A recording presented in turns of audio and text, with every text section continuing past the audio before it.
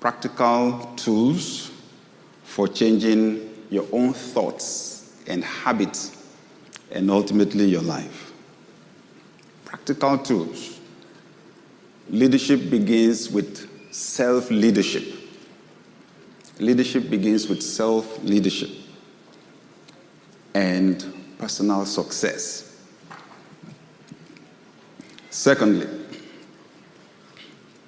expect to receive a new level of sophistication in influencing others to change their thoughts and habits and ultimately their lives. When we do that, we practically change the culture of a family, of an organization, and of a nation. I pray that these 2 days will be defining moments for every single one of us. Amen. That we will remember these 2 days for decades to come. Amen. That the foundation will be laid for new dimensions of impact in our lives. So let me lay a foundation this morning for the many insights we will be receiving in the course of this conference. There are many days in my life that I will never forget. And one of them just comes to mind this morning. So, Dr. Nick and I attended the conference in this city, like this. And this particular speaker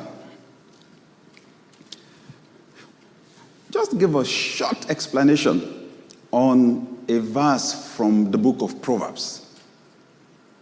A verse written by Solomon, the great wise king and leader. Proverbs chapter 21, verse 20. You may have heard me talk about this before. Proverbs 21, verse 20. Because on that day, it was read in the King James Version of the Bible. Now, if you listen to me often, you know I don't use King James Version. Because I believe that even if King James himself was alive, he will not be reading that Bible. Because the English is so antiquated. But today, permit me to read from the King James Version. Proverbs 21, verse 20. There is treasure to be desired and oil in the dwelling of the wise, but a foolish man spendeth it up. So he said, if you spend everything that is coming into your account, you're a fool. I winced. I mean, it shook me up. Did I hear him right? He repeated it. If you spend everything that is coming into you, you are a fool. Ha! It had been a long time since someone called me a fool. Ha! And this was in the house of God. Ha! I shook my head. So I was thinking to myself, but what if what is coming in is not enough? Right? Yes. As if he had me.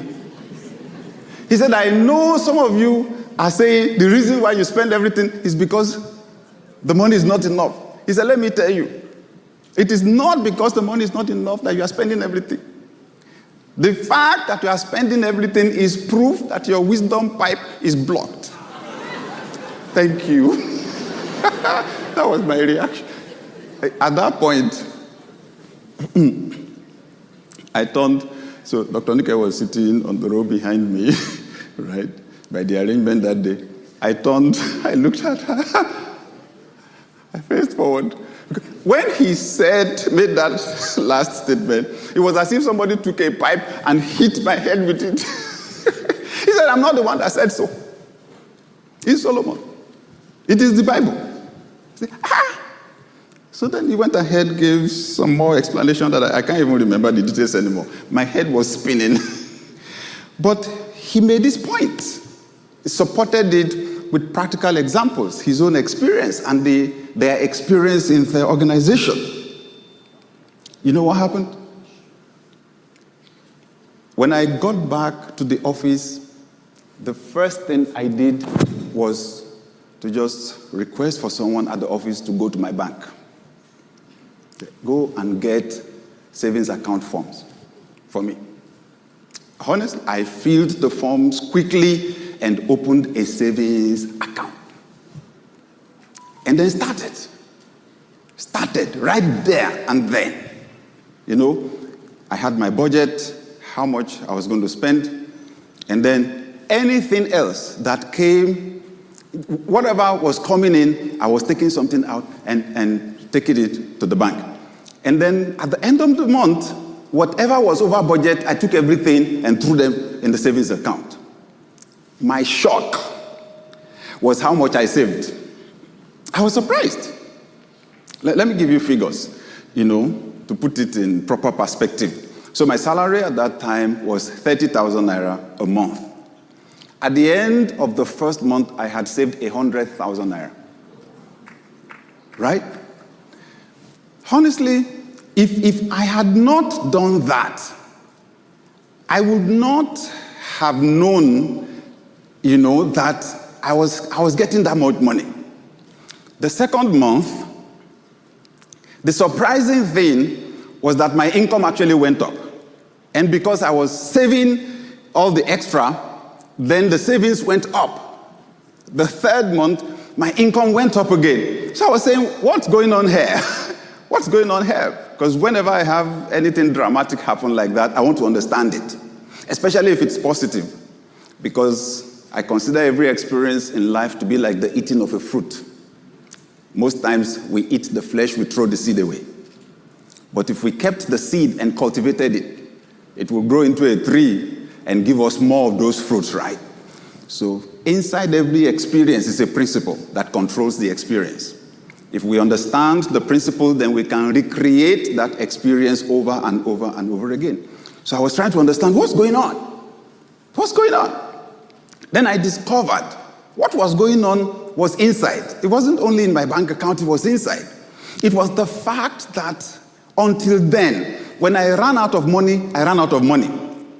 And it affected my thinking and my emotions. I felt broke. I felt poor.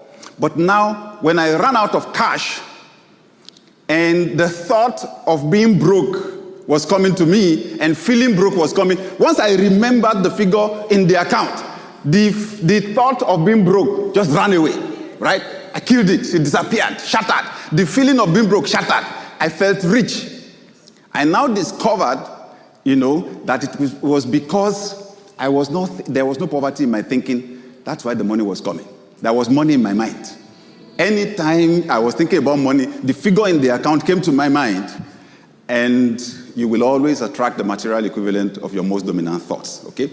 So this is what I'm trying to point out. I had something. It changed my thinking. My thinking changed my action because I took action on it. And when I took that action consistently over time, it became a habit. Right? And then put my life on autopilot. I don't have to actually think about it or try hard to save. It became a habit. It became a part of my life. I'll tell you another interesting dimension to it.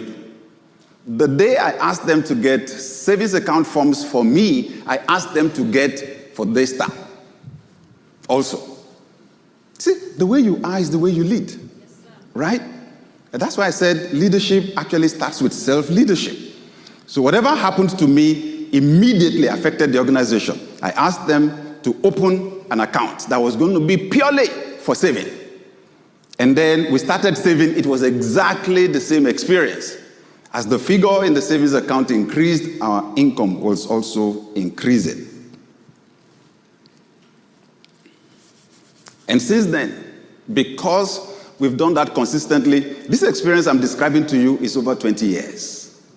I attended that conference over 20 years ago. And because also we've done that consistently, not spending all the money that comes in, in our church, it's become a culture. Anyone employed into our finance department in the last 20 years met that culture, that every week when something comes in, something goes into savings, because it's actually a part of our budgeting process.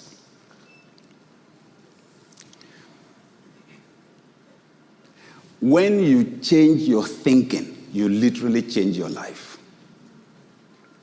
When you change your thinking, you literally change your life. And when you change the thinking of a group of people, you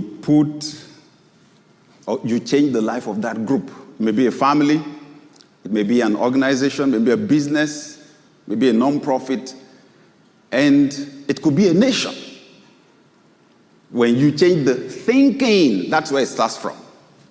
Then you change everything. For an organization, we call it culture. Culture. And that culture puts an organization or nation on autopilot.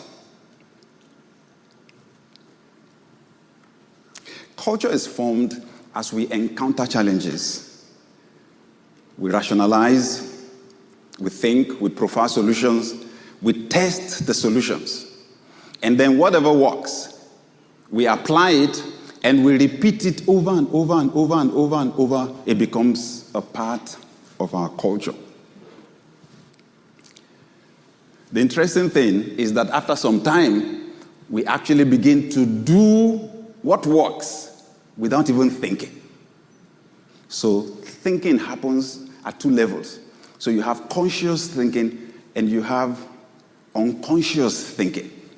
The human brain is wired in an amazing way,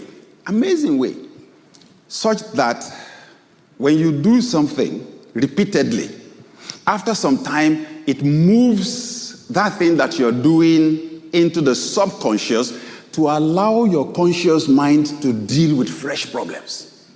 Once something becomes routinous, the human brain moves it into that subconscious level to allow the brain to deal with fresh problems. It's amazing. So it's the same for an organization. You tested something, it gave you the results that you desired. You do it over and over and over again. Before you know it, for the people within the organization, how to do it moves into the subconscious so that we can deal with fresh problems. Culture, however, is complex and it is ever-changing. It's not fixed. It's something you have to pay attention to every single day.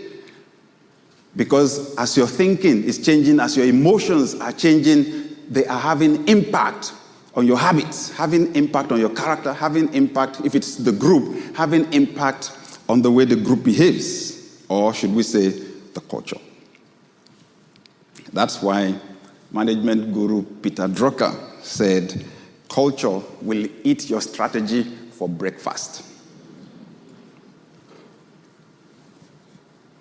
However beautiful your strategy may be, the people implementing the strategy are the ones that will determine whether it will be successful or not.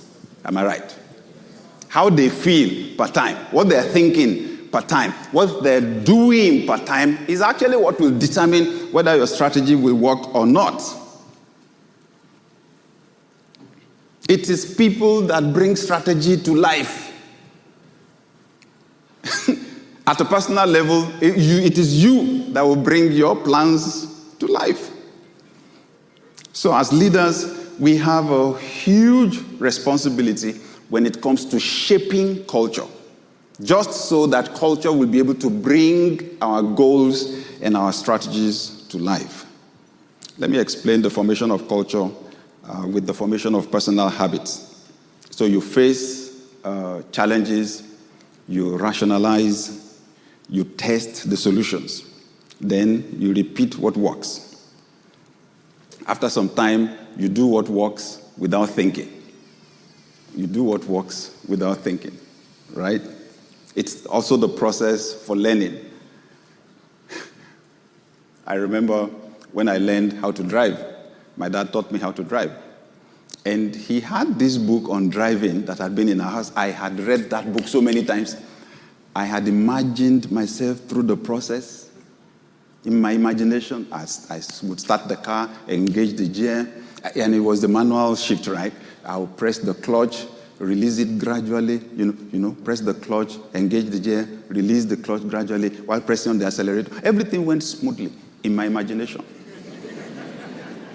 Until the day he took me out to the driving range. The first opportunity I had to move the car, the thing jacked, and then came to a stop. I was confused. I didn't realize you needed to do so many things at the same time. I was supposed to hold the steering to control it. I was supposed to press the clutch and then release it gradually and press the accelerator, take that, and at the same time engage the gear. Everything just... So it had to take practice and trying and testing, right? And eventually finding what works. And then after some time, driving became something that I would do, right? So, if you drive, you'll understand what I mean. A good chunk of the process is moved into the subconscious, right? You move into your car. I think, I love to drive myself a lot because it allows me to think, right? And I find out sometimes I would leave home and drive to these premises some 15 minutes, and it's when I'm driving into these premises that I will remember I was driving. Has it happened to you before? It was on auto. The driving was on auto because I've done it so many times. Sometimes I think I could find my way closing my eyes, right?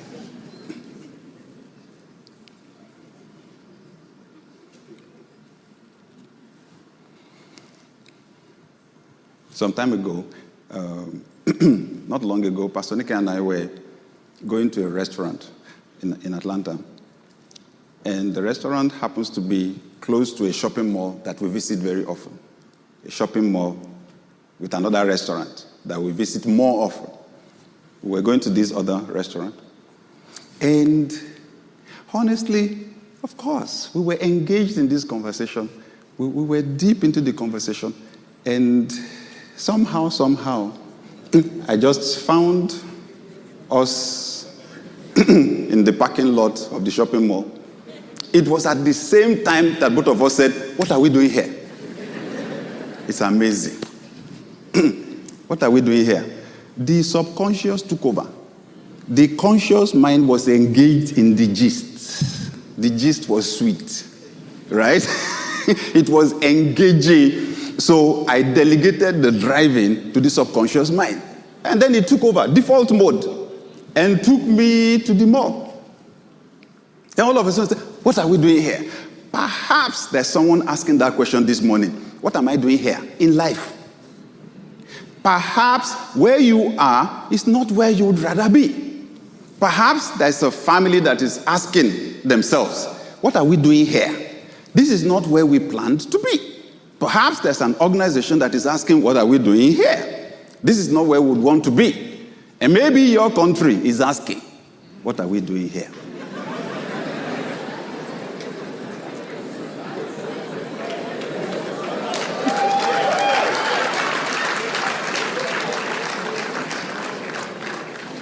So if we're going to fix the issue, where should we go? The subconscious mind. The subconscious mind, the place that has put our lives on autopilot. The thinking that was invested there, right? The habits that have been formed. That's where we should find. What are we doing here? What we're doing here is what we have programmed the mind to make us to do, right? So there's no change, so a lot of people make New Year resolutions, right? And the New Year resolutions just vaporize within a few weeks. Why? Because our thinking and our habits don't align with our goals. This is one of the major causes of failure. That our thinking, our subconscious thinking, and our habits do not align with our goals. For organizations, the culture does not align with the goals. It cannot deliver the goals that we have set for ourselves.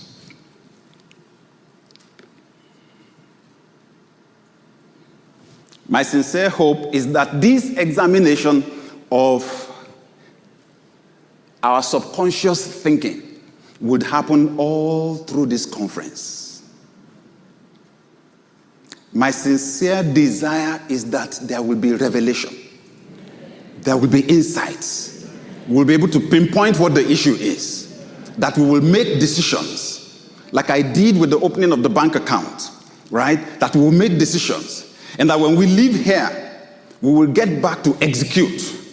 And that when we execute, we test the ideas that we have, we will get results. And eventually, when we get what works, that we will be able to repeat it until it becomes our new nature.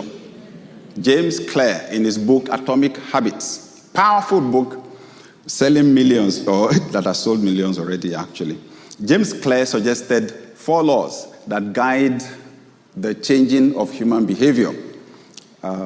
He says, make it obvious, make it attractive, make it easy, make it satisfying.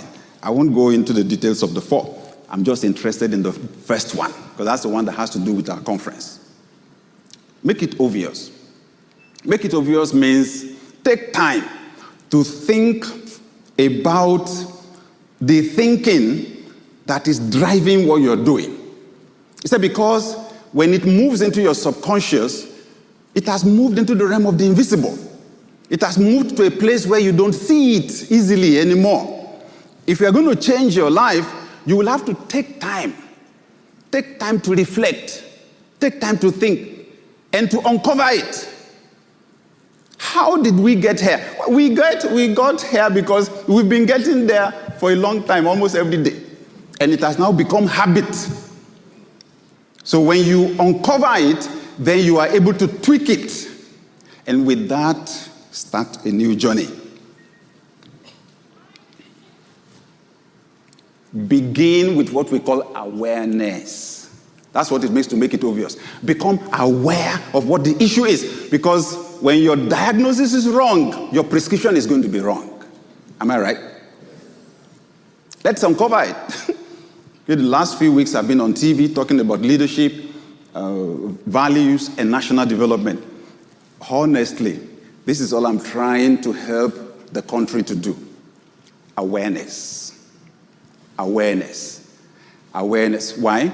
Because I've been part of this democratic dispensation since 1999. That's 24 years. We've had 7 rounds of elections, and we've been producing the same results as a nation. So there's a need for awareness. That's the starting point. And that awareness is possible through education. That awareness is possible when you attend a conference like this. It happens when you read the book. Only God knows how many times I've been reading the book and I shouted after reading something because my problem became obvious. The issue became apparent. Like the day I felt like they hit my head with a pipe. It has happened many times. Okay? It happens through mentoring. I've shared before how I was having a discussion with Bishop Oyedepo, and I was telling him how, we were planning to move into a new facility. We were almost concluding on the building. And then I shared with him what we were going to do when we moved in. I said, sir, the first thing we will do when we move in is 21 days prayer and fasting. He said, that's good. He said, how far is this place from where you are now? Will the people living around where you are now, will they have to take a bus or taxi to get to your new place? I said, yes. He said, that means there's some potential you may lose some people, okay? But there'll be new people where you are going. He said, what would you say has been bringing people to your church up till now? I said, it's the word, it's the teaching. He said, fantastic.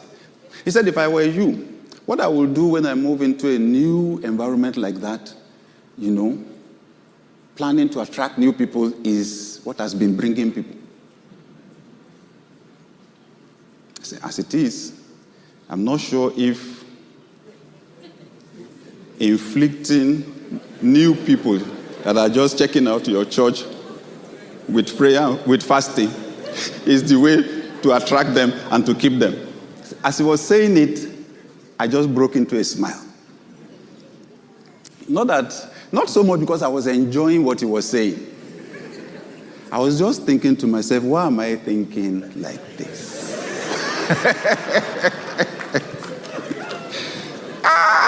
I identified where my problem was.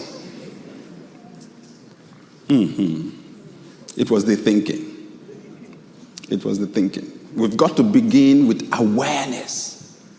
My encouragement as we go through this conference, think about the way you have been thinking. Psychologist Carl Jung said, until you make the unconscious conscious, it will direct your life and you will call it fate. That's F-A-T-E. Or should I say destiny? Until you uncover your unconscious thinking. He said, until you make the unconscious conscious, it will direct your life and you will think it is destiny. Wait, let me give you the African version. Until you make the unconscious conscious, it will direct your life and you will think it is village people. Thank you. You swallowed that one. As I close, there's a big question on my mind today. How do you change the mind of a nation? How do you change the mind of a nation? And I'm mentioning that because I see massive influence ahead of us. The season is changing. I said the season is changing. Amen. The way God works is he sees the opportunity ahead, he prepares you for it. He prepares you. This conference is a preparation. Someone is shifting to national influence. Amen. Someone is shifting to global influence. Amen. This conference was supposed to be for people that have global vision. What I just said, it looks like it doesn't apply to everybody here. I said somebody here is shifting to national influence. Someone here is shifting to global influence. How do you change the mind of a nation? So, I've mentioned a few times the day I had the opportunity of sitting next to Pastor E.A. Adeyemi on a flight from London Heathrow to Baltimore. I had gotten a hint that he was going to be on that flight. The hint I did not get was that his seat was going to be next to mine. It was when we got on the flight. Oh, thank you, Lord. You know how you sit on the flight, and you know God answered your prayer. Interestingly, I just, as an aside, I boarded a flight from Abuja to Lagos, and as I was walking in, I saw his son, Pastor Adeyemi's son. Sadly, he's the one that passed. And we greeted, I went to take my seat. And that day, I wasn't supposed to be on that flight, so somehow, I couldn't get a seat in the business class. I was in the economy class. And he was in business class, and he stood up and came to meet me where I sat. He said, "Sir, I need you to stand up and to go and take my seat. I'll take yours." I said, "Thank you. I'm okay here." He said, "Sir, I insist." I said, "I'm fine. Thank you. I appreciate it." He said, "Sir, Gio did not teach us like that. I insist." Then I told him something, which is what made me to remember just now. I said, "You know what? The moment I sat down here, this gentleman sitting next to me said, 'Lord, I thank you.'"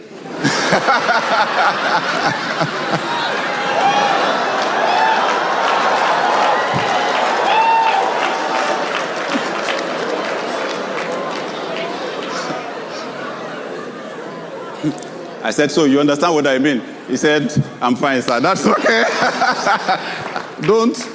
Don't undo somebody's answer to prayer, right? Anyway, so here I was sitting next to Pastor Adeyemi. So as soon as I sat down, I greeted him. And I said, sir, will it be okay for me to ask you questions on this flight? He said, what would I say to you now? Which excuse would I give you? Is it that I have an appointment? Or that I have a meeting? I said, good. Thank you, sir. That's fine. So I left it until the plane was in the air. Allowed him until he was free. I said, sir, just one question, sir. Just one question.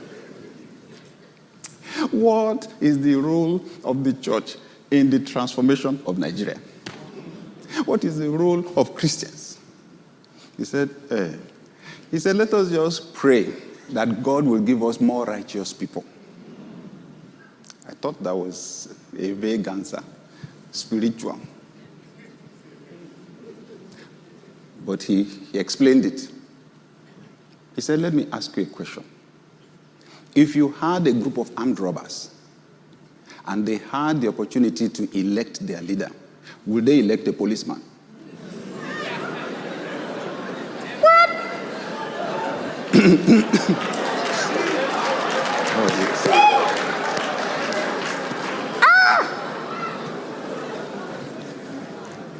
And I was writing everything he was saying. What a profound question. And later, I would meet the same concept during my doctoral program in strategic leadership. It is called prototypicality.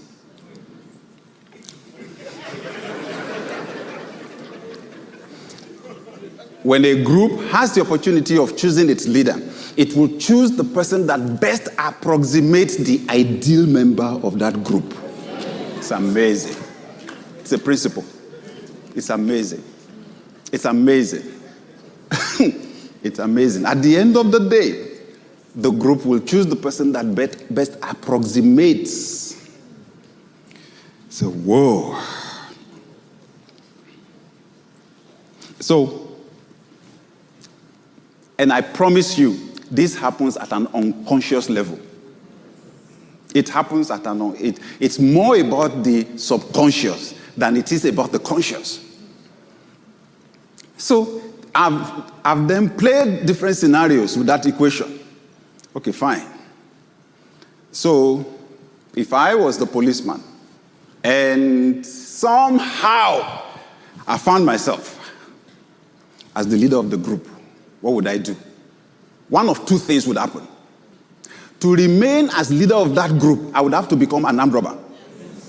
Or else they would either kill me or take me out. Or the group would have to become like me. That process of changing people, leading people through transformation, that is what leadership is about. And because it is difficult, that's why many leaders avoid it.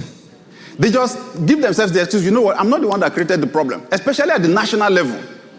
I am not the one that created the problem, because the moment you start, I promise you, I have friends in government, good people that mean well. Their greatest challenge is mindset. And it starts from the people closest to them. I've said it before, a former governor here in Nigeria, he said to me, and when I visited him, he was actually still in office as governor. He said, Brother Sam, my problem is not with projects. My problem is not with projects. I get competent contractors. They deliver. Okay? I insist, and they deliver my project. He said, my biggest problem is people's mindset. Can you imagine? I heard that the people in my cabinet were somewhere discussing, and that they were telling themselves, they were joking, and they said, Governor, come and solve vision. The governor will just be saying vision. Is it vision we want to eat? Their interest was on the money. He said, these are people in my cabinet, the executive council of the state, not to talk of the citizens. You get what I'm saying?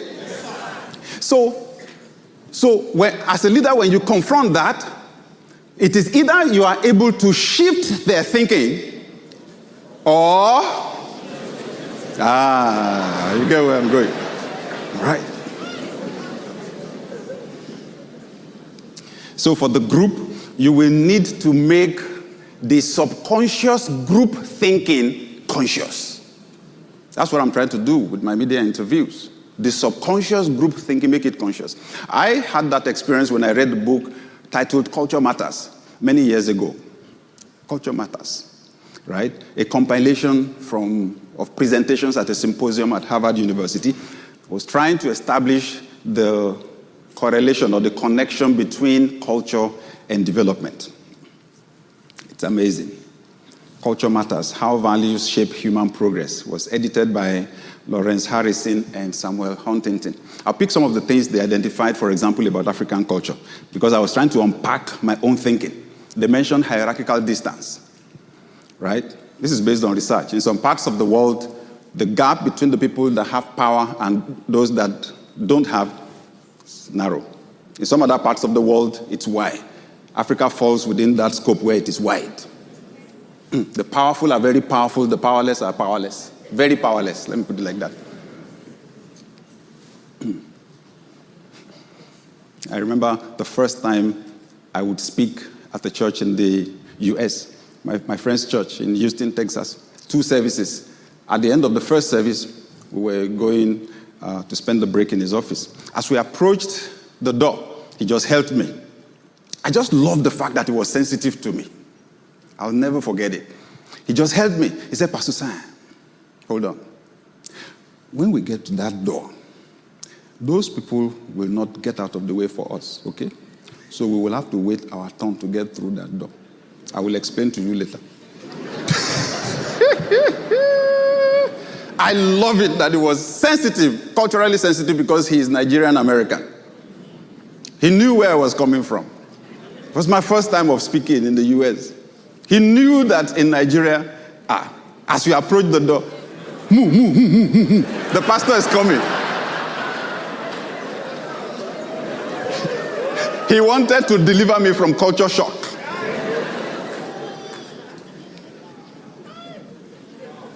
Hierarchical distance. I wrote an article years ago, a few years back, for the World Economic Forum. I titled it, Africa Doesn't Need Charity, It Needs Good Leadership. I explained in the article that the structure we have in Africa, few people in the elite class use political power to corner most of the financial resources for themselves and those they love. Everybody has struggled. So I said, any aid you send from anywhere in the world, once it comes into that structure, the money you send to take care of poor people, sick people, most of it will be consumed there at the top. Only very little will get down. Other issues mentioned in the book, I don't have the time to go through them. But there's one other one I should mention, the high cost of irrationalism. Irrationalism, lack of use of the mind, or lack of value for the use of the mind. Reminds me of someone who told me he was watching a TV program one day and a pastor was preaching. A pastor, many years ago. It was at a period when we were having hair crashes in Nigeria. And there had just been one. And he was warning, he was preaching in one of our local languages, and he was warning his church members to be careful about flying in aircraft. Then he described to them how the aircraft is manufactured. He said that the white man forms the shape of the body. Then he takes the power of witchcraft. Agbara Aje. He takes the power of witchcraft and puts it, that it is the power of witchcraft that it uses to fly. I asked the person, are you sure of what you are saying? Did somebody tell you? He says, I watched the program on TV myself. I said, Jesus. The cost of irrationalism. Right? That's why we believe in magic. Fantastic ideas. What we don't understand, we develop fantastic explanations for them.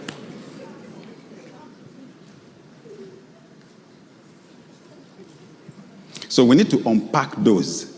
And I'm asking those of us here today, right, to become those ones that will begin to uncover what's in the subconscious. and to begin to present better ideas and to encourage a shift in our thinking. Is that okay? We can start from this conference. So as we go on, you will hear from our speakers personal stories of people who faced challenges in a trying environment like this. Some young people may think, oh, things have never been this bad. Sorry. It's just been a steady decline. Things have been challenging. You actually even have tools now that some of us had no idea about, because some of the tools you have now did not even exist 25 years ago. Right? Good. So it is the thinking you should rather focus on. Unpack the subconscious thinking. Let's tweak it. Stop focusing on the negative. Focus on the positive. Stop seeing problems. See opportunities. Travel in the opposite direction, because that is what the people that change culture do, ultimately, and improve your influence skills. So listen to the stories, and the principles that will be shared. And I sincerely believe that each of us will be going home with something. And when we get back, we will tweak something, and the results will begin to change for us.